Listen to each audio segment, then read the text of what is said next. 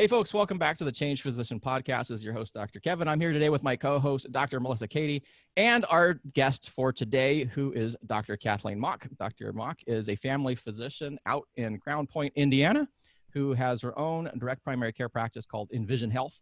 And today we're going to talk about her change physician journey, where she started, why she went into medical school, and ultimately the decisions she used to create and begin her direct primary care journey. So, Kathleen, it's so wonderful to have you on the show today.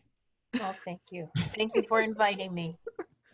Absolutely. And for everybody listening out there, is Cathleen Mok is one of my favorite people. So it just, I'm hoping to keep this pretty low key in this interview here. But I want to go back because I had the privilege of knowing you in medical school, but I don't know if we ever talked about that back in those days. Is why did you actually go into medicine?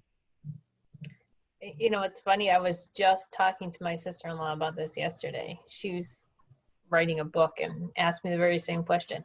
And it sounds so cheesy in a way that like we all go into medicine. At least I thought we all went into medicine because we were going in to help people.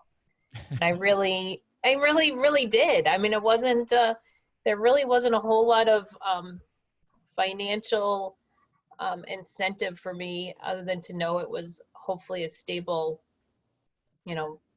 profession, which even that these days is debatable. And I kind of decided to do medicine later than I think most people did, because I had no physicians in my family. I only found out after becoming an adult that my grandmother was actually a nurse, which I didn't know because she wasn't a nurse during the time I knew her. And I went in, the actual college I went to was the only place I applied to pre-med. So junior year of college, I remember the pre-med advisor saying to me, well, are you going to do this or what? I said, I have no idea. I don't know. I mean, I just wanted to do science. I didn't. So I spent some time volunteering. I actually went to Boston University. So I went to a hospital in Boston City Hospital, and volunteered in this immunodeficiency clinic. And my world was forever changed. I loved every second of it, and still have such vivid memories of my experience there that I knew this was what I was meant to do, so the rest was history after that. What was it in that immunodeficiency experience that really, I guess, appealed to you? I really, it was such an underserved community that we worked with. And the nurses and doctors really allowed me to get in and actually just really talk with the patients. And it wasn't as much the medicine exposure as it was that relationship that you hopefully develop as a physician with your patient. And there was one particular patient I remember who came in, and it was an outpatient clinic. It was, we did have the ability to admit to the hospital, but mostly we were seeing outpatient. And I remember one gentleman in particular, and I was literally just telling the story yesterday. It's so crazy that, I remember everything about him, and the day that he came in that he wasn't well, and I was the one who rolled him over to get admitted. And I had met him several times, so it wasn't like we didn't already have some of a relationship, and just not realizing at that time that was the last time I was ever going to see him.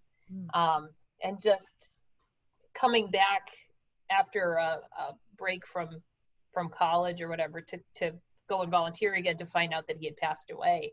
And just that feeling of, I think it's like probably when we all lose our first patient, and it was just like, so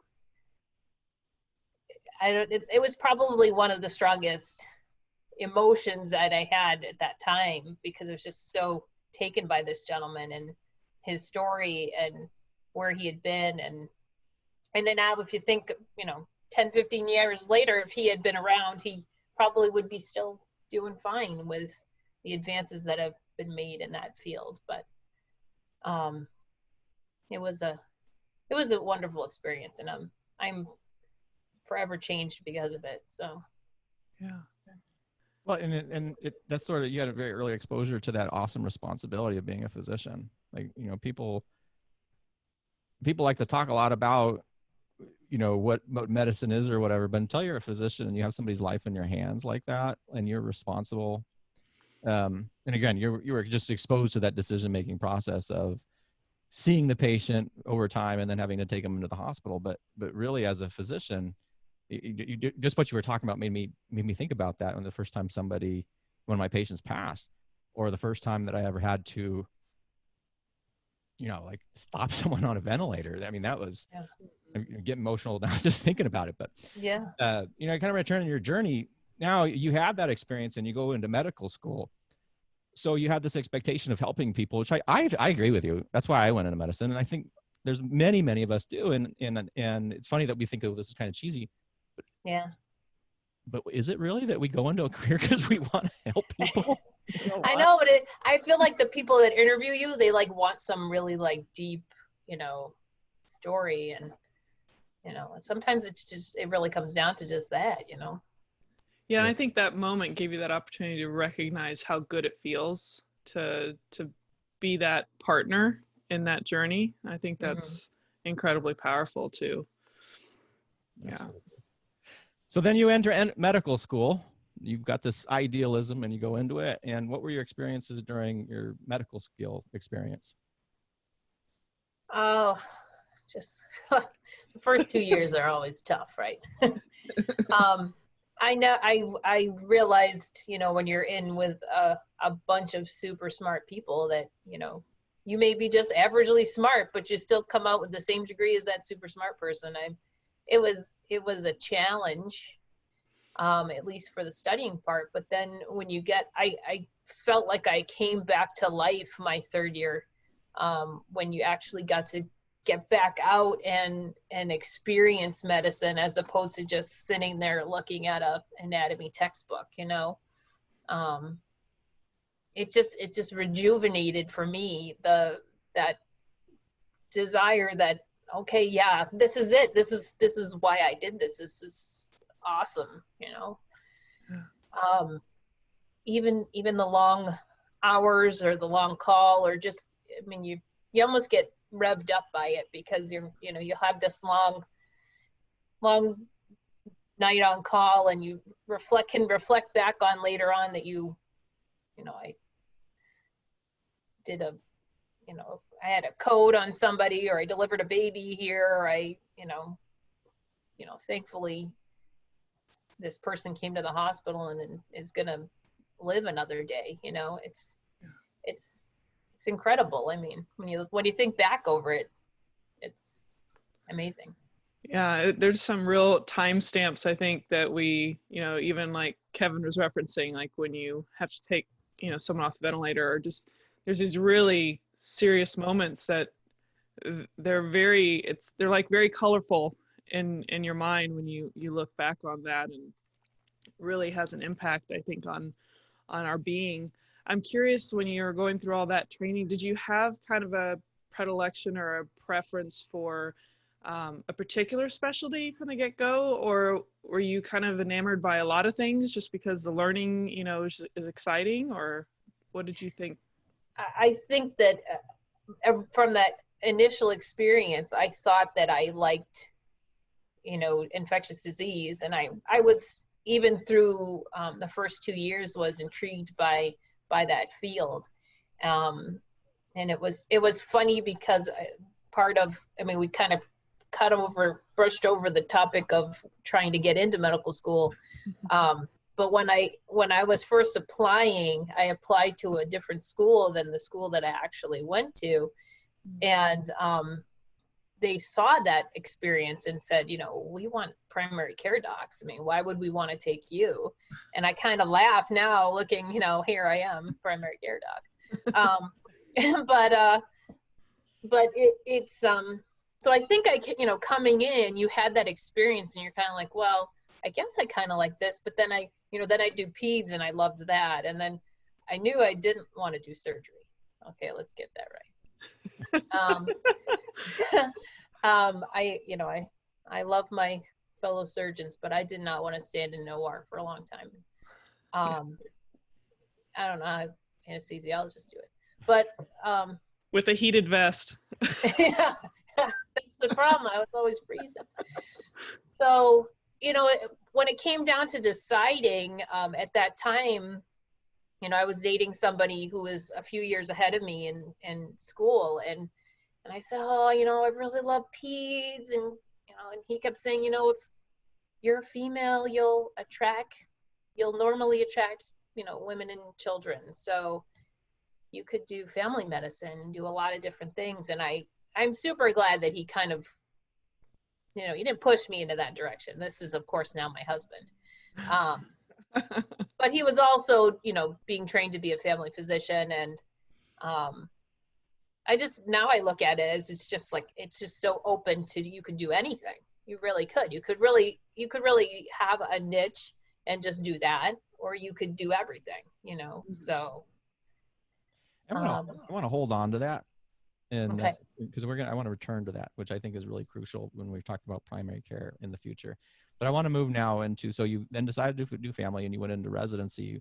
Did your views about why you went into medicine now, as you're moving into residency and kind of gone through this, had that changed? Did you ever feel the moment of like, why did I do this? Or did that not occur to you? I think when you get tired enough, that thought crosses your mind. But I was always pretty pumped up. I did a rotating internship. So I did a lot more inpatient my first year, and I think it kind of convinced me that maybe I'm not as much of in love with the hospital medicine, but I certainly got a good exposure to that. I still, what kind of always pushed me along is I've really enjoyed the challenge, and I liked having people around me that could kind of help build my knowledge, because I always had, my first year of residency, there were so many residents around, and it was just amazing how much I almost wish I could go back to just being able to pick up some of that information again, because I think you're just so sleep deprived. I don't know if you really pick up as much as you possibly could. And don't get me wrong, I wouldn't want to do those hours again, but so I guess that does beat a little bit out of you. And then, but I switched. So my second and third year, I went to an unopposed program. So the family med residents were the only ones that were there. So they, went from just having so many residents around between OB and surgery and family and internal medicine, and to only us. And I liked that. I liked having a more, I don't know, just less crazy going on. It was still a pretty decently busy hospital and residency program, but it was more my style of like, okay, if I'm going to do this, I want to be able to have my hands on doing the OB, or hands on doing the, if there was a surgical procedure I wanted to do or something like that. It just allowed me to have more of that exposure. And, I think it better prepared me for when I came out into practice. So Different type of responsibility, really, between learning with. I don't know if I really got at what you were asking me about, but no, but it sounds like you were never saying, even during residency, like, I should not have done medicine.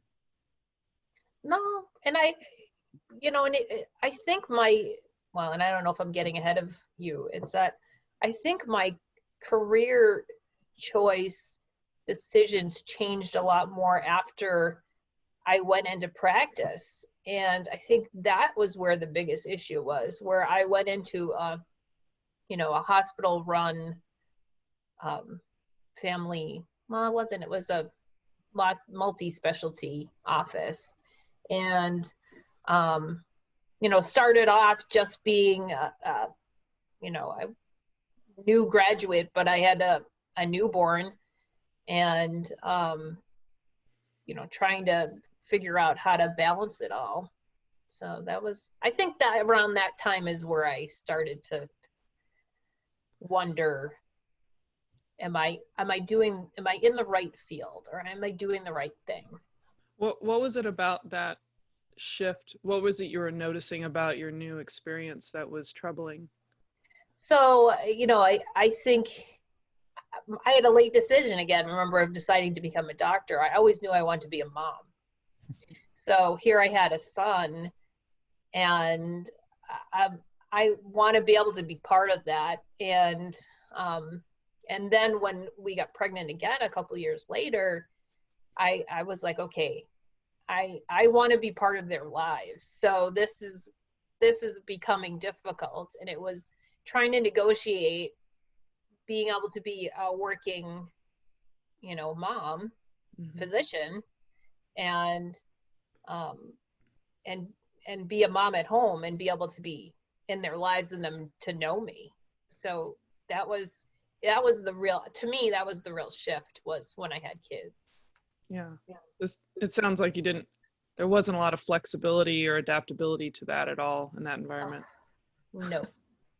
And I asked for that. I actually, I came in so new, and my, our son was like 9 months or something when I started my job, and he had gone to daycare from like 11 weeks old or something. So we had a good rhythm with him. And then I knew, once we added another one to the mix, I said, this isn't going to work, because I can't do this and be a mom. And I said, I feel like I would be fine if I had just the outpatient, and I asked for someone to take my hospital work, because it wasn't something, like I mentioned earlier, it just wasn't something I thrived on. Mm-hmm. I really liked the outpatient setting, and they weren't willing to, they just started getting their hospitalist system going, and they weren't willing to have that. So it was a deal breaker. I left.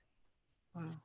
So when you moved to your other practice and location, did you find, I guess I'm kind of moving towards, is you went through medical school, you go through residency, everything is going, and then you get into the actual practice environment, and now you find this inflexibility when it comes to where it sounds like you were willing to trade off and negotiate, but then the system was like, no, you have to do this, and now there's this rigid inflexibility. Did you find, was your new practice more open, or did you still find evidence of kind of this inflexible, you're the physician and actually you're our little cog, and you're gonna do what we want you to do? Or yeah, so I actually left family medicine and went into occupational medicine. I mean, I was lucky to have I kind of fell into the position because my husband was kind of forced into that position from the kind of same hospital system, and it was a perfect fit for him. And I knew the people, I knew his boss, and I needed a job to at least pay my loans. and I decided, you know what, I want to be part-time. I want to be able to be home with my kids. I want still some exposure to medicine, and it actually was a huge chance to learn a new skill, and they were so supportive. I could never have I still spend a day a week with them, so it's been like 10 years of me of having something that they were always very flexible and willing to, if something happened and I needed to go get the kids because one of them was sick, I could always do that. It ended up being a perfect situation. So how long were you doing, you said 10 years. you were doing this occupational medicine, but is there something now that's different, that you said you just started in January? Is that where the shift was from the occupational medicine? So I obviously decided I wanted to be a family physician, right? And I only spent 3 years really doing, and yet I still run into patients all around town that were my patients during that time. And they would say to me, well, when are you getting back to doing family medicine? I said, someday, and it really came down to when I felt like my kids were, it's not that they need me less, it's just that I can still do family medicine like I want to do and still be able to be there for them. And I guess it was probably about 2 or 3 years ago, I started to feel like, I'm like, this job is okay, but it's just not fulfilling. Like I said, it helped me pay what I needed to pay. It helped teach me a whole lot of new skills, but it wasn't the challenge of family medicine, which is, having that patient that, you're just trying to help on the way to the best patient they can be, type of thing, So I had about a little over a year ago, I was at a conference, and I listened to a doc who is down in Texas speak about direct primary care. And I had been keeping a journal, and like, it's so weird. Like, I brought this journal with me, and I was like, well, I didn't even know this existed. And there are people that have been doing direct primary care for 10, 11, 12 years, and I didn't even know it existed. And I said, this is what I want to do. I want to be able to take care of patients without administration, without insurance companies, without drug companies, and all these other things telling me how I need to take care of my patient. I want to take care of a patient like I was trained to take care of a patient, and do it without all that burden of billing insurances, and really offering to patients something that is really a great option for someone who doesn't have insurance, or maybe has insurance but just doesn't go see a doctor because they, the moment they walk in the door, there's this huge bill that they see 6 months later, and they can't afford that. So it really, I couldn't have found a better place for me. So yeah, I find that interesting is you're like, because they're different. Occupational medicine and family are definitely very different. Yes. In what we would call focus of care. And so it's interesting, you're finding this not so fulfilling, and then you're journaling, and then all of a sudden you walk into a conference event and you hear somebody talking about it. It's like, hey, wait a second, that's what I'm writing about in my journal, and you're already doing it. Yeah. So and I wanted to circle this back to this discussion of primary care when you're in medical school, right? When you're looking at all these different options, and then your husband Charlie is like, well, family does that, family does that, family does that. Mm-hmm. And the reason I want to bring that up is so often we hear how burned out primary care is, and yet when you look at this particular option, which I'm going to ask you a little bit more about details about direct primary care and practices, though, it's a perfect fit for the right-minded primary care physician. Mm-hmm. And this is where most specialists, being a specialist, this is not a great option for a lot of specialists. And I mean, there's ones that are doing it, but Yeah. I would say it's a perfect fit for primary care. And so could you kind of, so your practice is newer, it's about 6 months old now, Mm-hmm. but with that, why did you choose primary care?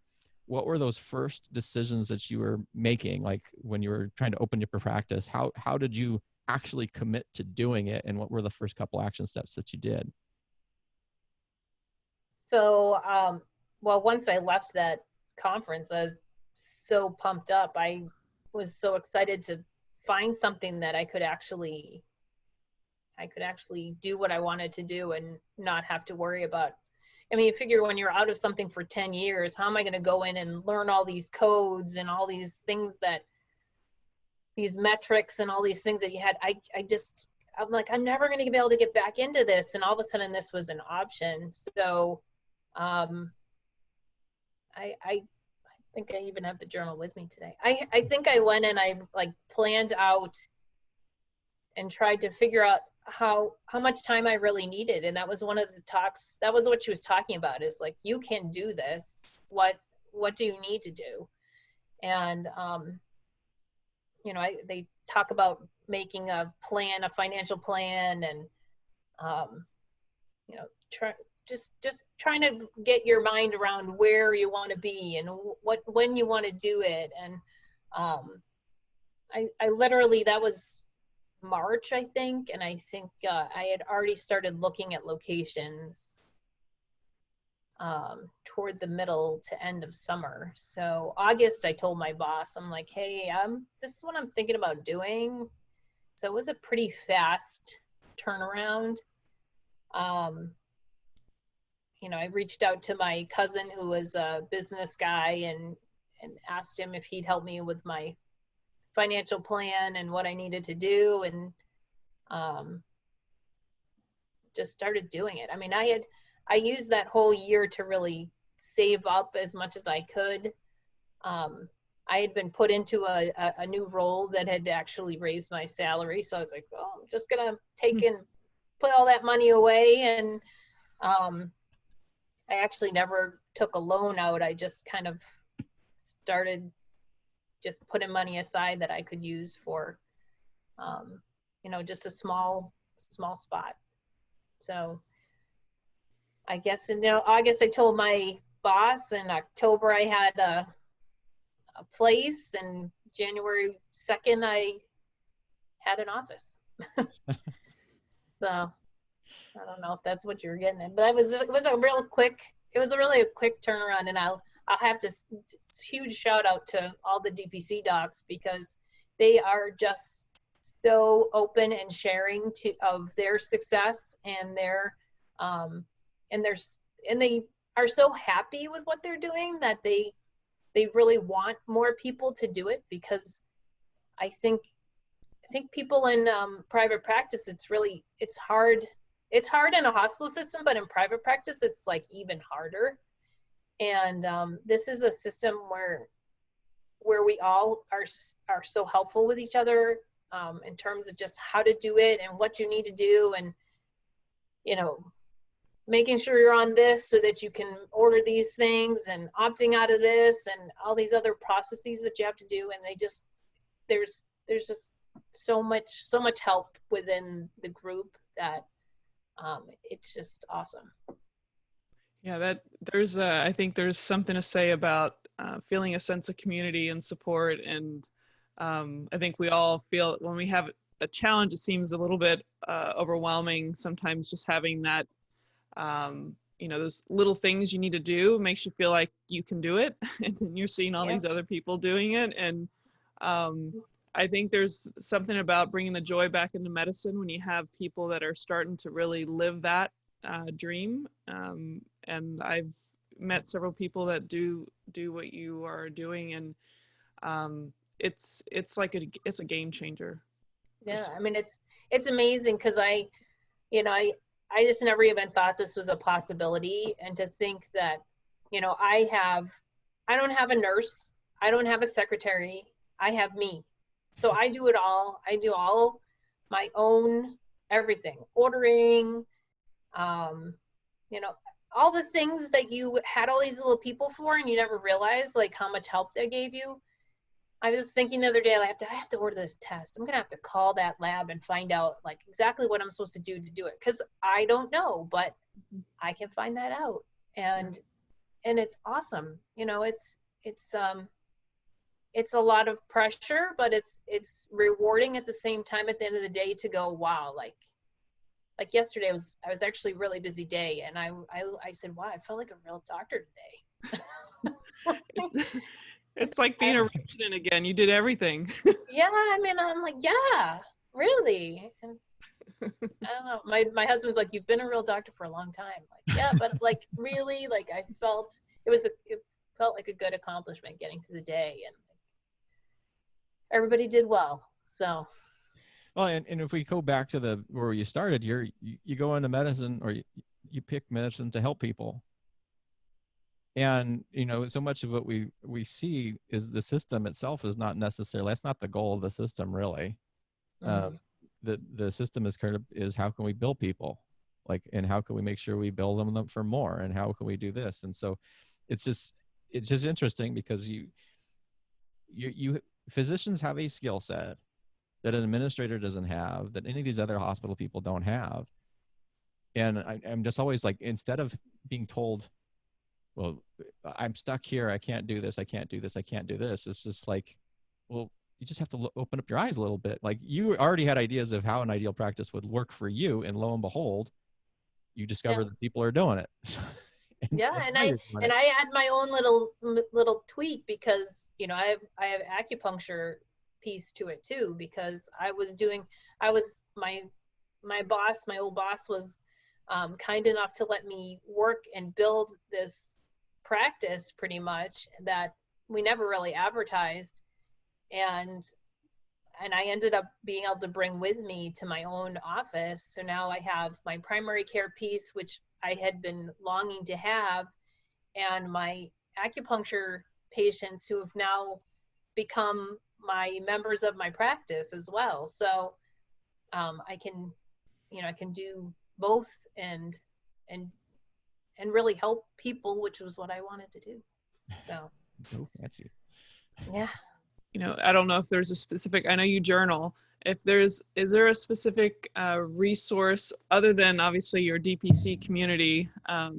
Is there like a book or a resource you find very helpful, or has impacted you in just changing your life or perspective as a physician? I wish I could say I'm a better reader than I am. So the books I've been reading, medical. Yeah, I know, it just kills that whole desire. The books I've been reading have been written by other DPC docs that have been kind of like rock stars. So I'm trying to learn a little bit more from them. One of them is super good at like marketing, so I've been looking at that. Yeah. And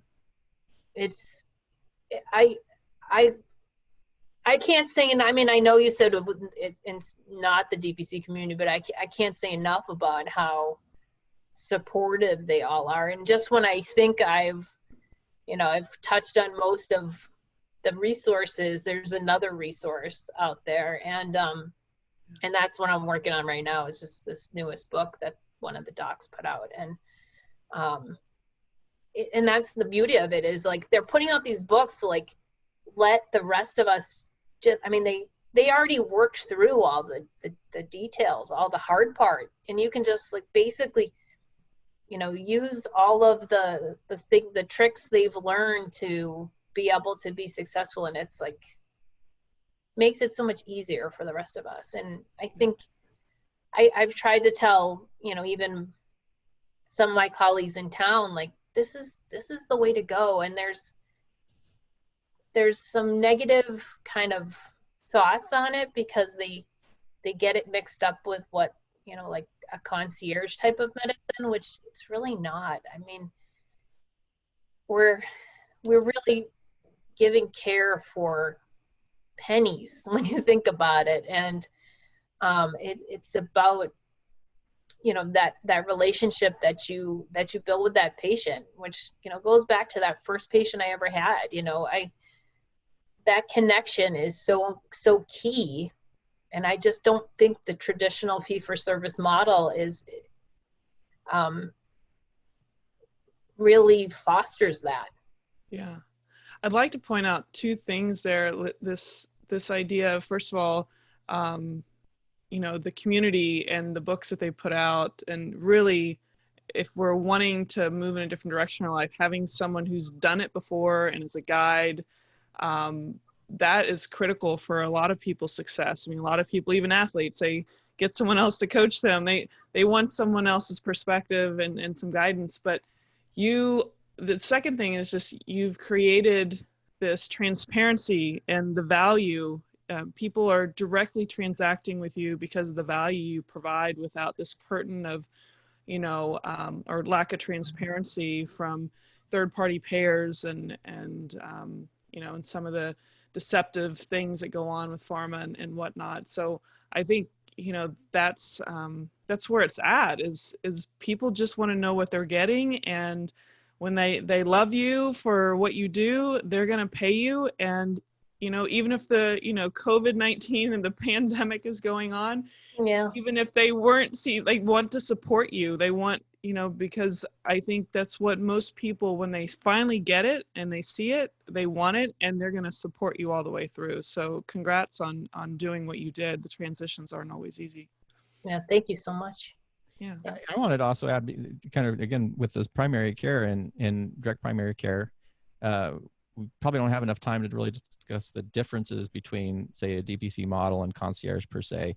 But I'm going to ask you about where would you recommend a physician, really a primary care physician, who's wanting to kind of escape that rat race and wants to help people in a low friction environment where it's, you don't have all those other people around to get involved. Where would you point them to say where this is the one resources I would tell them to get more information for now? I would, I'd probably say the first thing I ended up doing is going to the DPC summit that they have every year. It's virtual this year, and they can sign up through, I believe, the AAFP. I think they can sign up through probably our DPC Alliance group too. I'm not positive on that, but I can't say enough about it's a shame actually that it's virtual this year, because I think, I literally think that the number of DPC docs is probably it was going up, and I swear it did this last year, because I can't tell you how many I've seen even on our Facebook group, and people can reach out to me, or there's there are certain people on the group that can add docs, so you can kind of see the community and see if it's something that you're interested in. It is such a supportive environment and supportive group that I don't know how you wouldn't want to join it.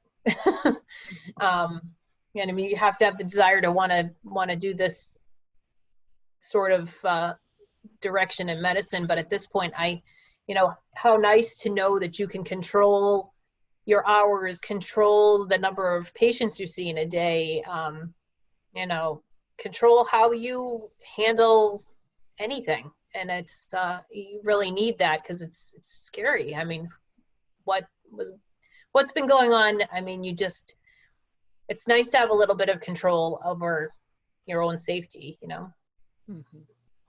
No, and that's an interesting point too, is so much of what we lament in medicine is lack of control and loss of control, and why we can't make the decisions that we want to make anymore. And and that's not the case. We can always make the decisions. The choices that we have as physicians is, how do you want to go in an environment where you can choose to take control again? So right. So I just thank you so much for coming on the show today, because I think it's so important that more people hear about these options that people have, that you have this medical background. You can construct a practice that works, or you can construct a physician life that works for you.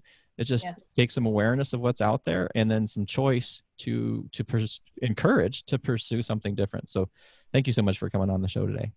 Thanks for having me. Thank you. And thank you all for joining the Change Physician podcast, and we will see you next time.